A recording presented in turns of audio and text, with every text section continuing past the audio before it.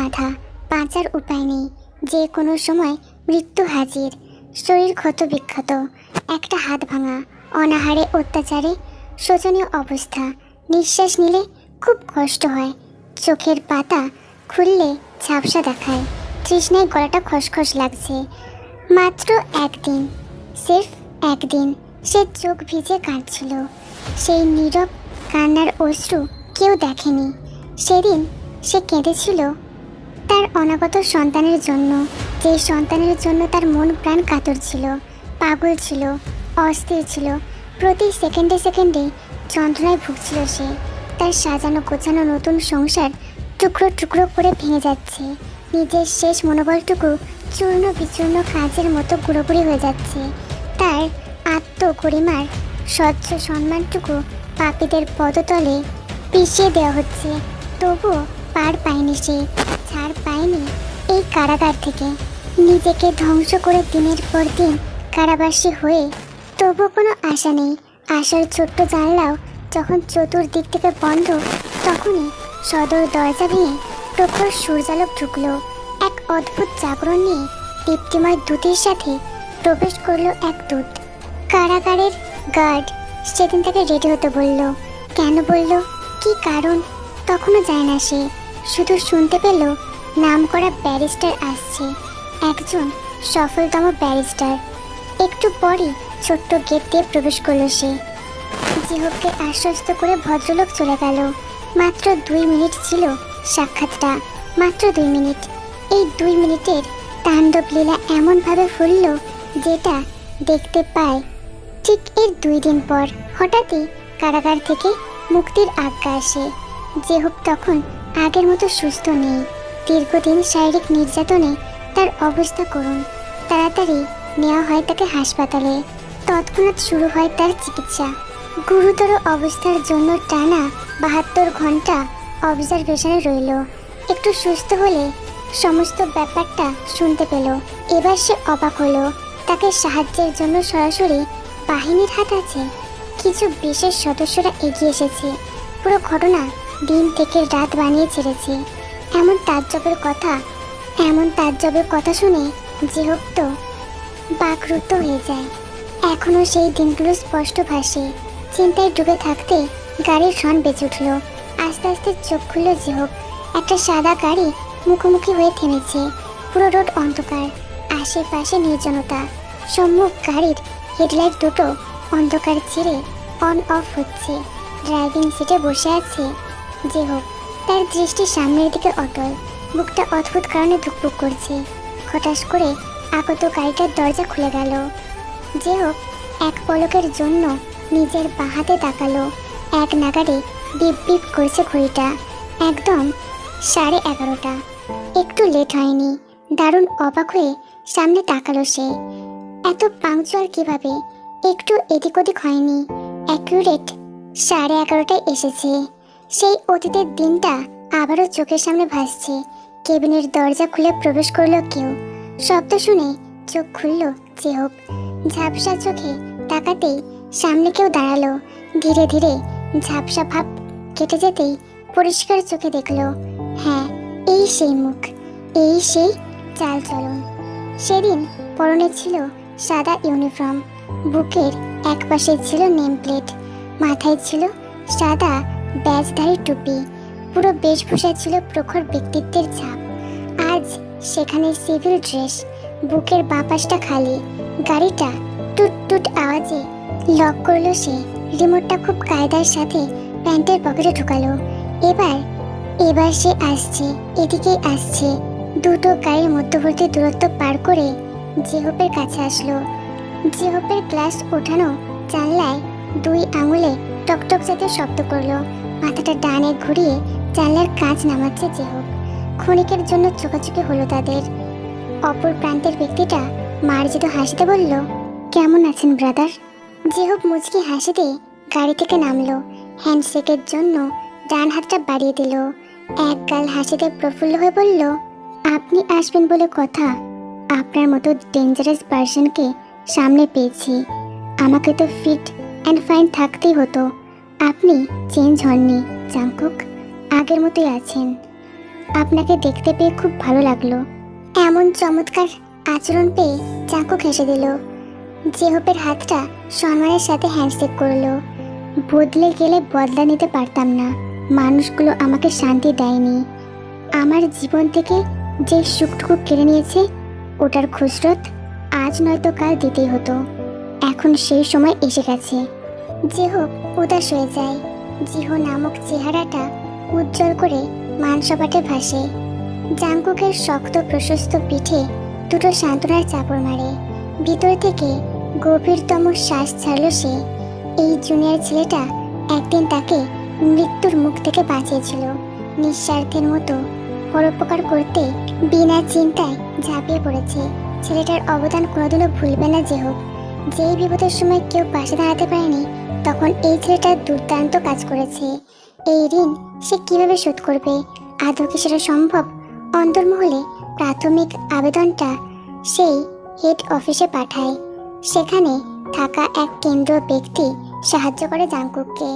সেই ব্যক্তি আর কেউ না, স্বয়ং জাঙ্কুকের সিনিয়র ছিলেন। জাঙ্কুক প্রমাণ করে জেহপ নিরপরাধ ছিল। এরপর কেন্দ্র থেকে ঘোষণা হয় জেহপের কেসটা তদন্ত আর সংশোধন করা হবে।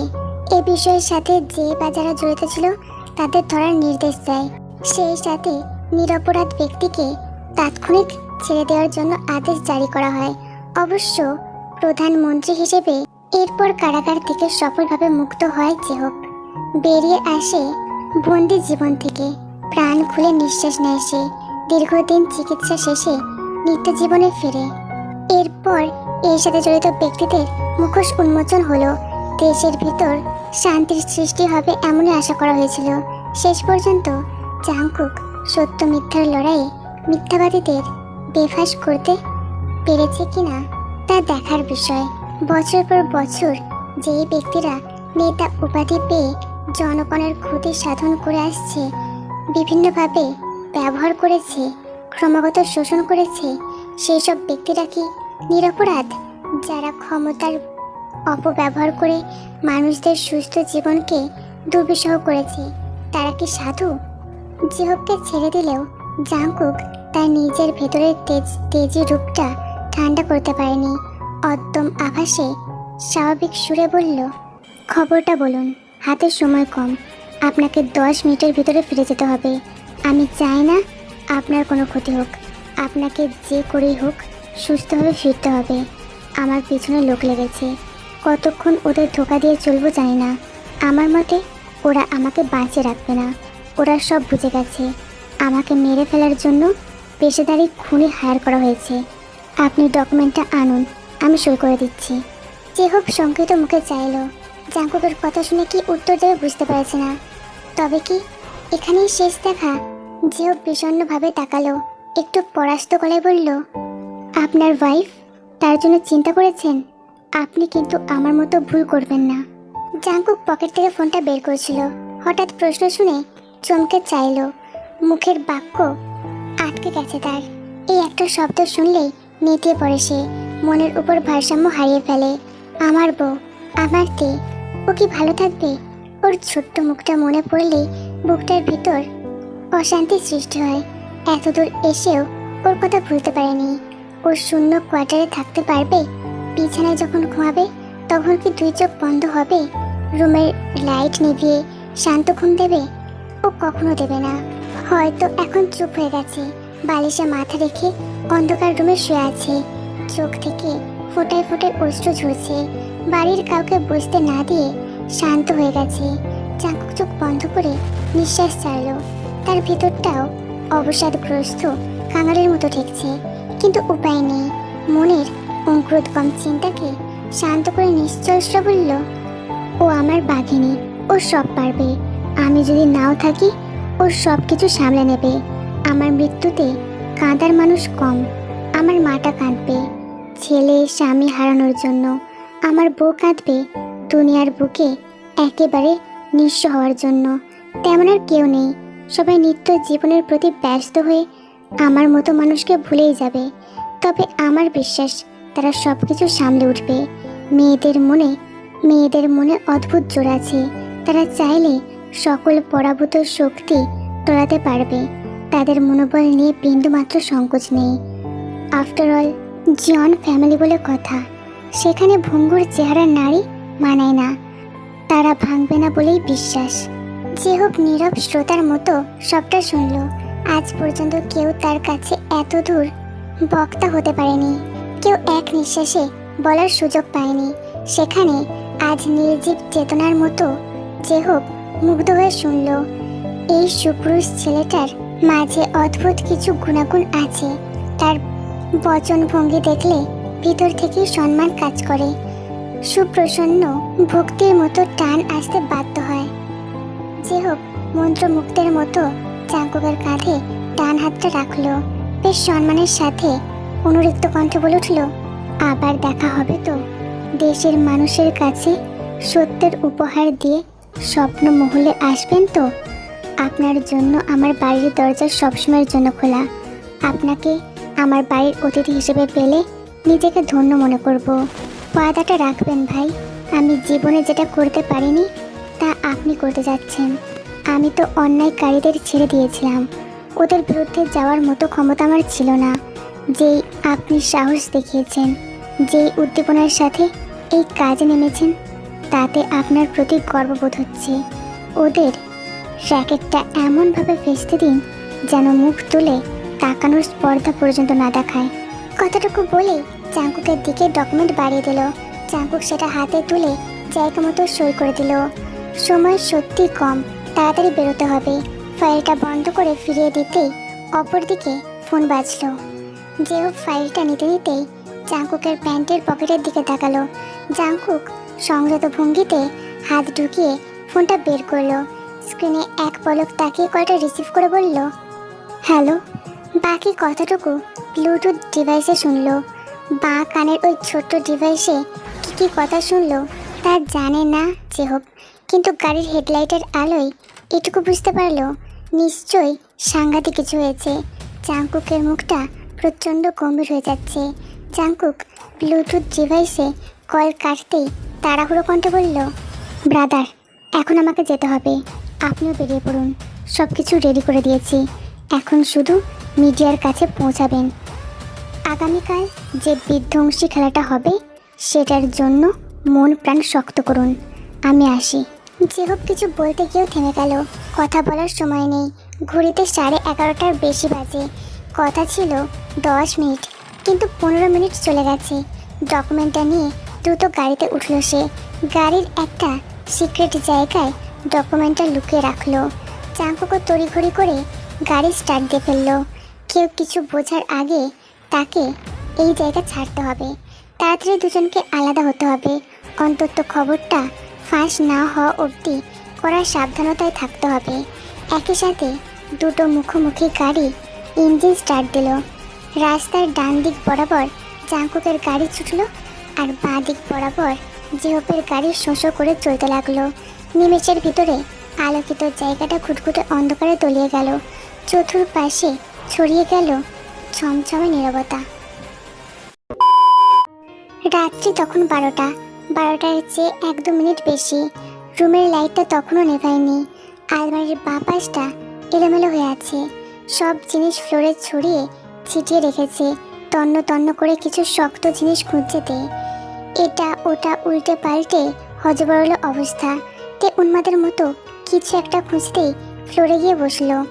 আসন পেতে বসতেই কাগজ সরিয়ে সরিয়ে কিছু খোঁজার চেষ্টা করলো।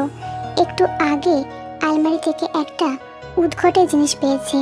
চাঙ্কুকের ড্রয়ার থেকে এমন একটা কাগজ পেয়েছে যেখানে খামের উপর হাসপাতালের নাম লেখা। খামের ভিতর যে কাগজ ছিল ওটা পোস্টমর্টমের রিপোর্ট। পেশেন্টের নাম ছিল মিস্টার কিম নামজুন। তার মানে রিপোর্টটা শ্বশুরমশাইয়ের। কিন্তু এত পুরনো রিপোর্ট নতুনের মতো চকচকে দেখাচ্ছে কেন? দেখে মনে হলো কিছুদিন আগে তোলা হয়েছে, কিন্তু হঠাৎ এই রিপোর্টের প্রয়োজন পড়লো কেন?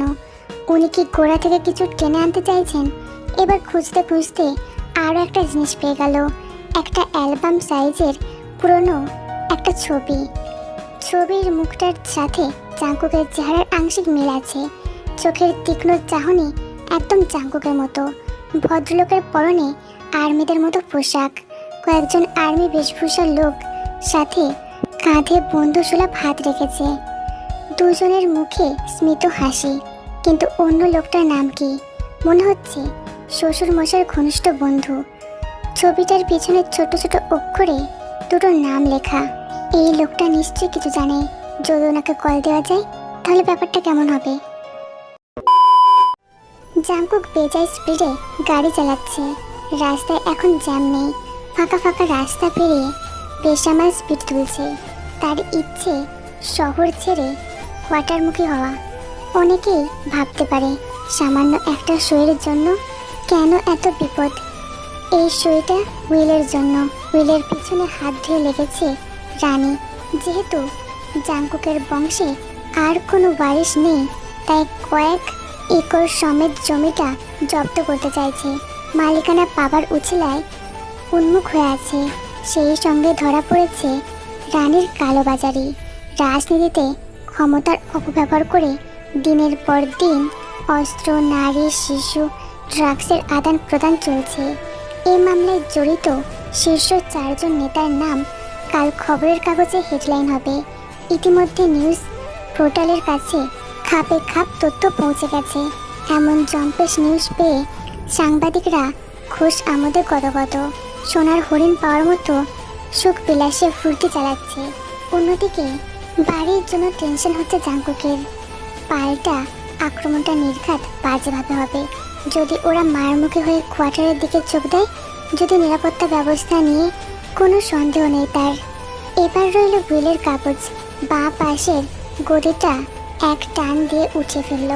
সেখান থেকে বড় খামে আটা পুরনো ডকুমেন্টটা বের করলো। ডান হাতে ড্রাইভ করছে বলে সুযোগ পাচ্ছে না। এবার ডকুমেন্টটা তড়িৎ বেগে 2 ঠোঁটের ফাঁকে চেপে ধরল সে। মুখ শক্ত করে ধরতেই বাঁ হাতে খুলে ফেললো সেটা। হঠাৎ পিছন থেকে রনের আওয়াজ শুরু হলো। এক নাগাড়ে বেজেই যাচ্ছে রনটা। চোখে ধরল জাংকুক। ডকুমেন্টটা কোলের উপর রেখে গাড়ির সাইড মিররে তাকালো। সকালের মাইক্রোটা আবার পিছু লেগেছে। তারাই হুঁশিয়ারি ইঙ্গিতে রন দিয়ে যাচ্ছে। কিন্তু কেন? রন দিয়ে কি বোঝাতে চাইছে? জিহুবকে কি তারা দেখে ফেলেছে? না, অসম্ভব। ডকুমেন্টটা বহু পুরনো বলে কাগজটা হলদেটে হয়ে গেছে। এক পাশে বাবার সেই সইটা দৃশ্যমান। জাংকুক ঢুকিলে ডকুমেন্টটা রোল পাকিয়ে বাঁ হাতে রাখলো। স্টিয়ারিংয়ে হাত দুটো রেখে স্পিডটা ধাপে ধাপে বাড়ালো। জানলা দিয়ে ঝড়ের বেগে বাতাস ঢুকছে। মাইক্রোটা একই তালে ছুটে আসছে পিছন দিয়ে। ওই শ্বাসরুদ্ধকর অবস্থায় ফোনটা আবার বিপ বিপ করে বাজলো। ভেবেছিল কলটা ধরবে না, ইগনোর করবে, কিন্তু কলার আইডি দেখে স্থির হতে পারল না সে। সুগার কলটা একদিকে ধরতে দেরি, অমনি পিছন থেকে প্রচণ্ড জোরে ধাক্কা লাগলো। চূর্ণ বিচূর্ণ হয়ে পিছনের কাঁচটা ভেঙে সিটে পড়ল। জাংকুক এক মুহূর্তের জন্য পিছু ফিরে পিছনের অবস্থা দেখল। অন্যদিকে সুগা হাসি মুখে প্রফুল্লিত চিত্তে বলে উঠল, কোথায় আছিস? জাংকুক ওকে কিছু বুঝতে দিল না। কণ্ঠে স্বাভাবিকতা রেখে বন্ধুর উত্তরটা দিল, গাড়িতে আছি, গাড়িতে। কখন আসবো জানি না। কি জন্য ফোন দিয়েছি সেটা বল। হামলা ইতিমধ্যে শুরু হয়ে গেছে। আজ পাশে মিনহ নেই। গাড়ি চালিয়ে পাল্টা অ্যাকশনে নামা যাচ্ছে না। গুলিবর্ষণ না করলেও হুটহাট অ্যাটাক চলছে। সুগা তার জীবনের সবচেয়ে বড় আনন্দটা বলতে যাচ্ছিল। জানাতে চাইছিল আজ তার কোল জুড়ে ছোট্ট ছেলে ঘুমিয়ে আছে। আজ নিয়তি যেন সুযোগই দিল না। সুগা তার প্রাণপ্রিয় বন্ধু, তার ভাইতুল্য মানুষ, তার সবচেয়ে বিশ্বাসজনক ব্যক্তিকে জানাতে পারল না। এই বিশাল আনন্দটা বলার আগেই একটা মালবাহী ট্রাক এসে সব চুরমার করে দিল। ডান দিক থেকে মৃত্যুর মতো সোল্লাসে ছুটে এলো। জাংকুকের গাড়িটা এত স্পিডে ছিল যে আগত গাড়িটা দেখে জাংকুক ব্রেক কষতে পারেনি। খুব সুন্দর করে ট্রাকটা গগন বিদারীর শব্দে খেলনা গাড়ির মতো তার গাড়িটা ধাক্কা দিল। প্রচণ্ড ধাক্কায় দ্রুতগামী গাড়িটা শব্দে সশব্দে ছিটকাতে ছিটকাতে দূরে গিয়ে পড়ল। রাস্তা থেকে বিচ্যুত হবার জন্য গাড়িটা কয়েক গজ দূরে উল্টে গেছে। চাকাগুলো তখনও ঊর্ধ্বমুখী হয়ে গোল গোল ঘুরছে। গাড়ির সমস্ত কাঁচ ভেঙে রাস্তায় ছড়িয়ে গেছে। সেই ক্ষুদ্র ক্ষুদ্র কাঁচের উপর রক্তাক্ত হাতটা নিষ্প্রাণের মতো পড়ে আছে। রক্তের বন্যায় রাস্তাটা ভেসে যাচ্ছে। গাড়ির ভিতরে তখনও সিট বেল্ট বাঁধা অবস্থায় জাঙ্কুক নিঃশ্বাস নিচ্ছিল। চোখের ঘোলাটে দৃষ্টি সবকিছু ঝাপসা দেখাচ্ছে। কয়েকটা দম নেওয়ার জন্য প্রাণপণে যুদ্ধ চালাচ্ছে। বাঁচার জন্য শেষ শক্তিটুকু ক্ষয় করে সচল থাকতে চাইছে। পৃথিবীর বুকে একটুখানি নিঃশ্বাসের জন্য হাঁসফাঁস করছে জাঙ্কুক। তার শরীর নিস্তেজ হয়ে যাচ্ছে। মুখ খুলে নিঃশ্বাস নিতেই মানসপাটে নৈসর্গিক মুহূর্তগুলো ভেসে উঠল। তার শৈশবের স্মৃতি, বাবার কাঁধে চড়ে ঘুরে বেড়ানো, মায়ের কড়া শাসন, জিওকে প্রথম কোলে নেওয়া, ইয়নু সুপিন সুগার সাথে অকথ্য ভাষায় আড্ডা, বোনেদের ভালোবাসা, সর্বশেষে টেকে নিয়ে জীবনের মধুর স্মৃতিগুলো। আস্তে আস্তে দুই চোখ বন্ধ হয়ে গেল। তের কোমল মুখটা মনে পড়তেই দুই ফোঁটা অশ্রু চক্ষু কোল ঘেঁষে পড়ল। রক্তাক্ত ঠোঁটটা ঠেলে ঠেলে ক্ষীণভাবে উচ্চারণ করল, তে তেয়।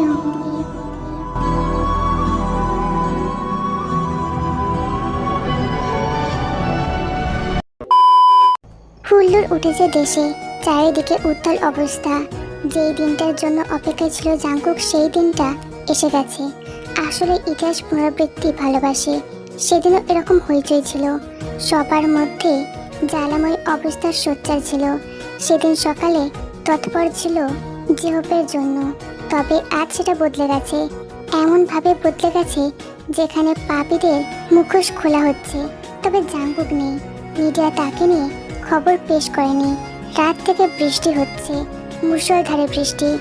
আজ যেখানে প্রতিটা চ্যানেলে চ্যানেলে লাইভ টেলিকাস্ট চলছে, সেখানে বৃষ্টির প্রকোপ কিছুটা কম। জনগণের মধ্যে চলছে উত্তেজনার ঝড়। কেউ কেউ সাংবাদিক মাইক টেনে ভয়াবহ কথা বলছে, কেউ কেউ ক্ষোভে ফেটে যাচ্ছে। সার্বিক পরিস্থিতি সামাল দিতে পুলিশ বাহিনী নেমেছে। কোনো খারাপ অবস্থা দেখতে পেলে কঠোর পদক্ষেপ নেবে। শীর্ষস্থানীয় 4 নেতার সমস্ত কুকীর্তি প্রতিবেদন আকারে বেরিয়েছে। সেখানে 4 জনেই ক্ষমতার অপব্যবহার করেছে বলে প্রমাণিত। দেশের ভাবমূর্তি নষ্ট করেছে তারা। গোপনে গোপনে বিভিন্ন র্যাকেট চালিয়েছে। এর মধ্যে বহুল নিকৃষ্ট কাজ ছিল অস্ত্র ব্যবসা। বিভিন্ন অস্ত্রাদি দেশের মাটিতে আনার জন্য তাদের দল বেশ প্রসিদ্ধ।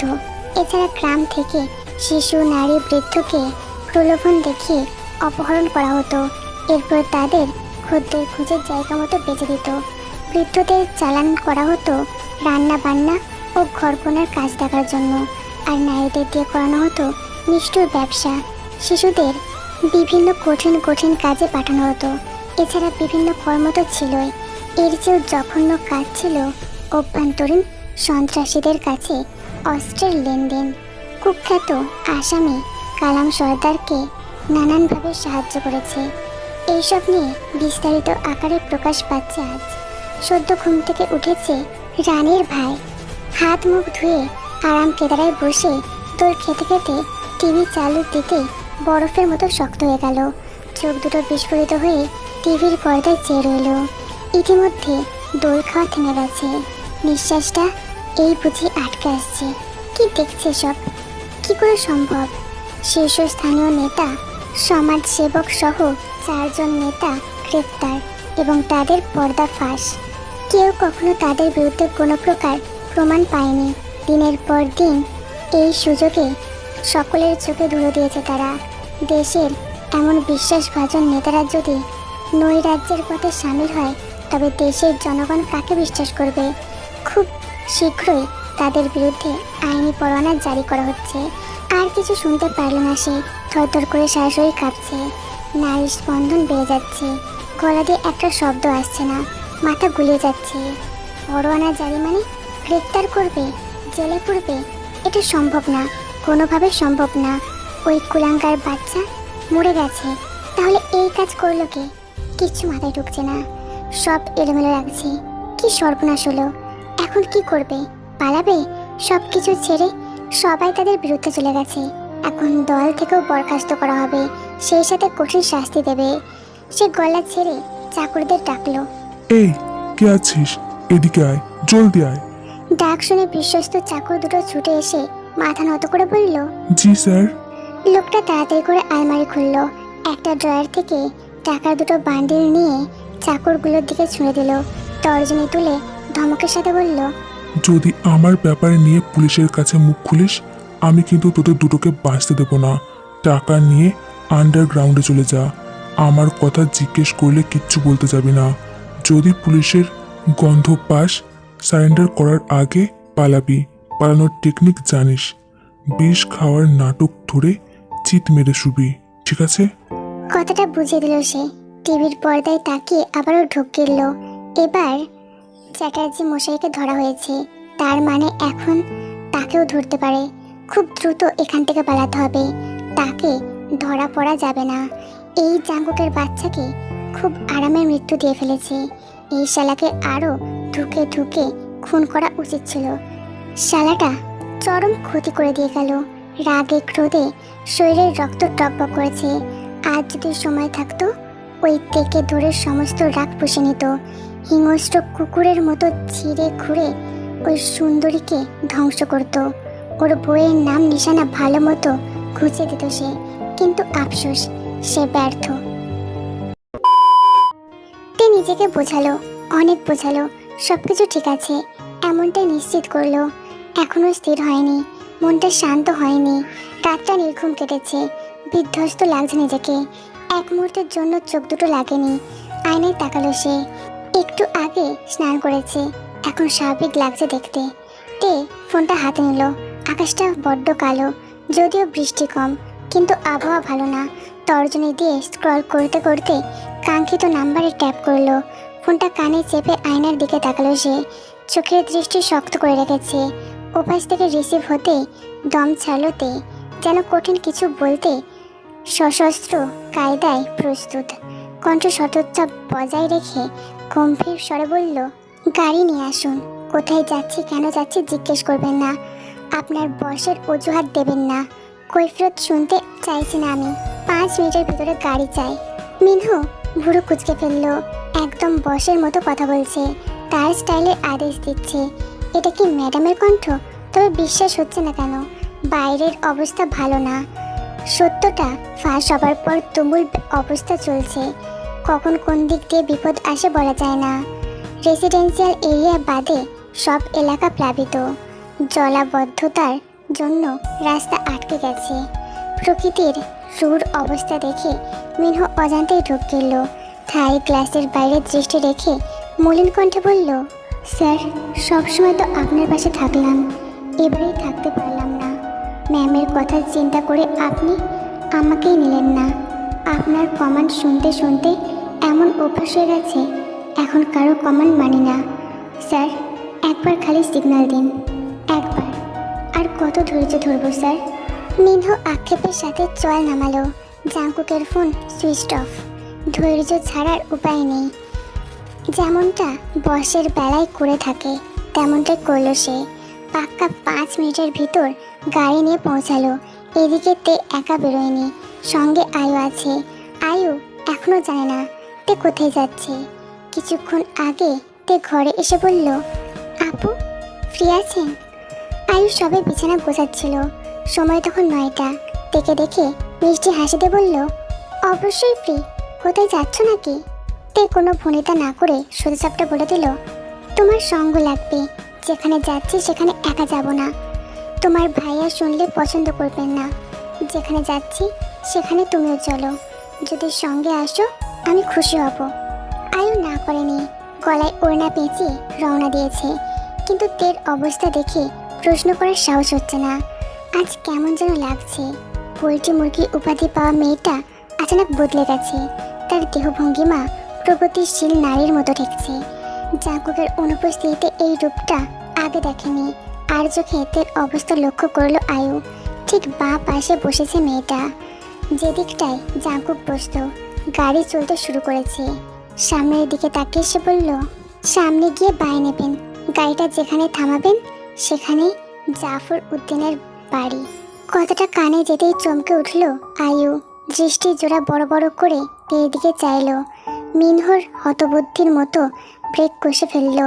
সেও মাথা ঘুরিয়ে তের দিকে তাকাবে, তখনই আয়ু ইতস্তত সুরে বলল, তুমি কার কাছে যেতে চাইছো? তে ভাবলে সিন জানলার বাইরে দৃষ্টি রেখে শান্ত গলায় বলল, মেজর জাফরউদ্দিন, সেনাবাহিনীর প্রাক্তন সদস্য। আমি তার কাছে যেতে চাইছি। একই সাথে ঢোক গিলল মিনহো আর আয়ু। দুজনেই অবাকের শেষ সীমানায় বসে আছে। মিনহো দৃষ্টি ঘুরিয়ে আয়ুর দিকে চাইলো। আয়ু একইভাবে মিনহোর দিকে তাকালো। চক্ষু ইশারায় গাড়ি চালাতে শুরু করলো। গাড়িটা ঠিকঠাক মতো গন্তব্যে এসে থামলো। 6 তলা দালানের কাছে সোনালি নাম ফলকে জাফরউদ্দিন লেখা। সেখান থেকে চোখ সরিয়ে ভিতরে ঢুকলো ওরা। মিনহো কাঙ্ক্ষিত ফ্লোরে গিয়ে দরজায় বেল ঢুকলো। ভিতর থেকে একজন চাকর এসে উজবুক গলায় বলল, কে আপনি? কি চাই? মিনহো কিছু বলতে নিচ্ছিল, তার আগেই বাধা দিল তে। নিজের পেশকৃত জবাবটা ছেড়ে বলল, জাফরউদ্দিনকে ডাকুন।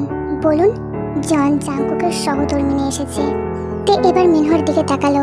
আদেশ সূচক কণ্ঠে শক্ত গলায় বলল, নিচে গিয়ে অপেক্ষা করুন।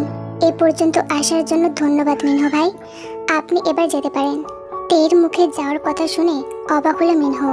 আয়ু হতবুদ্ধির মতো থোয়া মেরে আছে। তের এক একটা কীর্তিকলাপ প্রশ্নবিদ্ধ করছে। মিনহো চলে যাওয়ার কয়েক মিনিটের মধ্যে জাফরউদ্দিন আসে। ভদ্রলোক বেশ অপ্রস্তুত মুখে তাকিয়ে আছে। আজ পর্যন্ত থেকে দেখেনি সে, তাও এমন আকস্মিক আগমন দেখে কিছুটা ভরকে গেছে।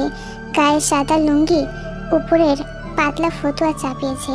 সামনে আগত মেয়েটার দিকে আপাতমস্তক তাকালো, দৃষ্টি বোলালো, শেষে কৌতূহল করে বলল, তুমি জাঙ্কুকের বউ? গল্পটা একদম শেষের দিকে এসে গেছে, আর মাত্র কয়েকটা পার্ট, তারপর গল্পটা শেষ। এত পর্যন্ত গল্পটা দেখার জন্য তোমাদের সবাইকে অনেক ধন্যবাদ। আর যারা যারা চিন্তায় আছো হিরো হিরোইনের মৃত্যু নিয়ে, এটুকু আশ্বাস দেব হ্যাপি এন্ডিংই হবে। সো গল্পটা কন্টিনিউ দেখতে থাকো।